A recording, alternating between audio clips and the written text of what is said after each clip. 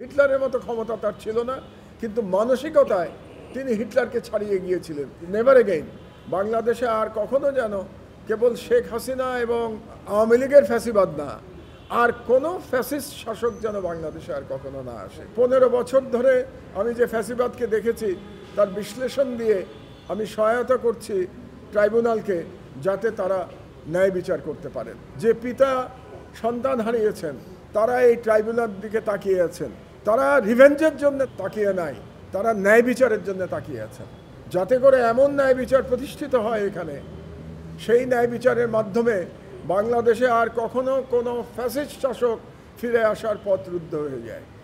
এবং আমি আমার বক্তব্যের শেষে জানিয়েছি যে বাংলাদেশের একজন সচেতন নাগরিক হিসেবে এবং একজন বর্ষিয়ান নাগরিক হিসেবে আমি ট্রাইব্যুনালকে সাহায্য করতে এসেছি, সহায়তা করতে এসেছি।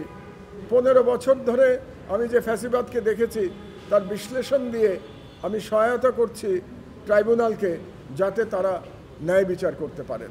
আমি খুব কৃতজ্ঞ ট্রাইব্যুনালের মাননীয় বিচারপতিদের প্রতি, যে তারা ধৈর্য সহকারে আমার এই দীর্ঘ সাক্ষ্য শুনেছেন এবং ধৈর্য সহকারে দীর্ঘ জেরাও শুনছেন।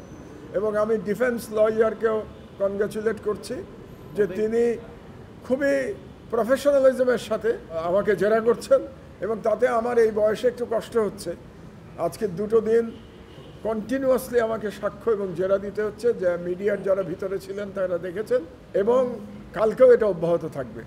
আমি ক্লান্ত হয়ে পড়ছি, কিন্তু আগেই বলেছি যে আমি ন্যায় বিচারের জন্য সহায়তা করতে চাই। কাজেই আমার ব্যক্তিগত যতই কষ্ট অসুবিধা হোক না কেন, আমি অফিসে কাজও করতে পারছি না, পত্রিকা অফিসে হলেও আমি মনে করছি এটা নাগরিক হিসেবে আমার কর্তব্য তাদের সব প্রশ্নের জবাব দেওয়া এবং জেরার মুখোমুখি হওয়া। হিটলারের মতো ক্ষমতা তার ছিল না, কিন্তু মানসিকতায় তিনি হিটলারকে ছাড়িয়ে গিয়েছিলেন। হিটলার কোনোদিন বলে নাই হত্যা করো এবং লাশ গুম করে ফেলো। হিটলারও করেছে, হিটলার তার মেকানিজম দিয়ে হলোকস্ট চালিয়েছে, কিন্তু এভাবে সরাসরি নির্দেশ দেয়া কাউকে যে হত্যা করে লাশ গুম করে দাও, এটা হিটলারও কাউকে বলে নাই। কাজে মানসিকতার দিক দিয়ে হিটলারকে হাসিনা ছাড়িয়ে গেছিলেন।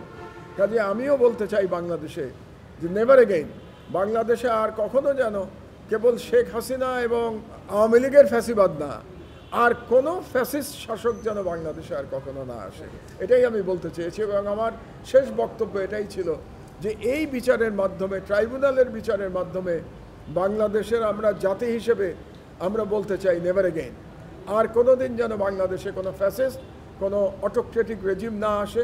বাংলাদেশের যাত্রাটা যেন গণতন্ত্রের দিকে হয় এবং মানবাধিকারের দিকে। আমি পরবর্তী সরকারকে সতর্ক হতে বলেছি এই শেখ হাসিনার কাছ থেকে শিক্ষা নিয়ে এবং এদের দুষ্কর্ম থেকে শিক্ষা নিয়ে, যেভাবে তারা রাষ্ট্রকে ধ্বংস করেছে এবং দুর্নীতি করেছে, এর থেকে পরবর্তী সরকারের শিক্ষা নেওয়া উচিত। যারা গণতান্ত্রিকভাবে নির্বাচিত হয়ে আসবেন, যাতে তারা শেখ হাসিনার মতো গণবিচ্ছিন্ন হয়ে আবার জুলুমের পথ বেছে নেয়।